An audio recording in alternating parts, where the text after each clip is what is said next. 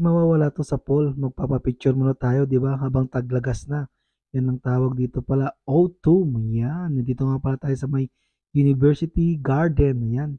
Pangalawang punta na namin 'to, nung unang punta namin madami kami.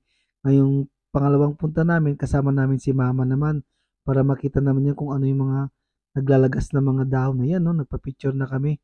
Umupo rin kami sa loob ng University Garden, ayan. Dahil nabitin si mama, pumunta kami dito sa may forest farm para makita naman niya yung fall. Ayun, no, nag-enjoy sa mga dahon. At nagutom na rin yung asawa ko at si mama at yung anak ko. Sabi ko naman, bumili muna tayo ng siopaw kay Marvin para doon na natin kainin sa may forest farm. Ayan, kumakain na kami ng siopaw niya. Kaya ito, bumili rin ako ng coke namin sa may McDonald, di ba? Pabuk nga pala si Mrs. ko dito sa may The Keg, sa may Brighton. Dito nga pala kami magsa-supper, magse-celebrate nga pala kami dito. Kakatapos lang pala namin ng OT-kin namin sa aming citizenship, di ba?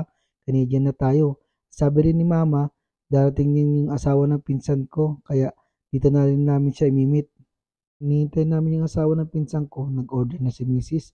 Nag-order na rin ako. At nag-order na rin si Eli. Si Mama na lang, tumitingin pa sa cellphone niya. Ang sabi niya sa akin, kung ano daw yung order ko, yun na lang daw ang order niya. Okay, sabi ko naman sa kanya.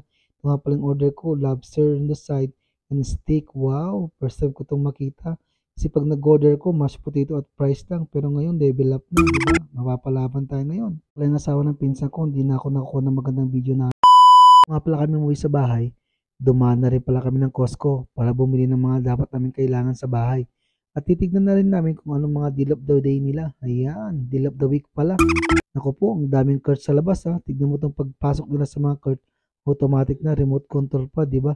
Ayan, tara, pasok na tayo. Samahan nyo kami. Pasok namin, may nakita kong dalawang mama nakatingin sa akin. Siguro tinatanong nila sa isip-isipin nila kung anong ginagawa ko. Bibidyo lang po ako. Ayan, no? Yung nga pala nakita kong unang deal of the day nila. 39.99. Naku po, mura na to ha.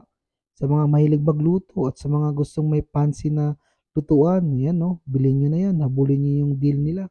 Medyo mura na rin yan ha. Alam ko kung ano yung regular price niyan. Pala kung nakitang deal nila ulit no, Duracell flashlight saka head plastic na Duracell. Naku po, ayos to ha. Sa mga gustong bumili, ayan no, ang ganda. Package deal na to. Bumili nga pala ako ulit ng isa. Meron akong isa kaso lang kailangan ko pa ng dalawa para sa aking sasakyan at dito sa bahay. At pag nag-stock ka sa winter, kakailanganin mo rin to. Useful. Kita pala akong candy dito, isang box, 125 pieces. Ayun, no? Pwede ito sa Halloween, sa treat or treat ng mga bata. Bibili na rin ako. Kasi minsan, yung mga bata dito, tumutok-tok sa bawat bahay. Kung wala kang may bigay na candy or chocolate, babatuin nila ng itlog yung bahay mo. Naku po.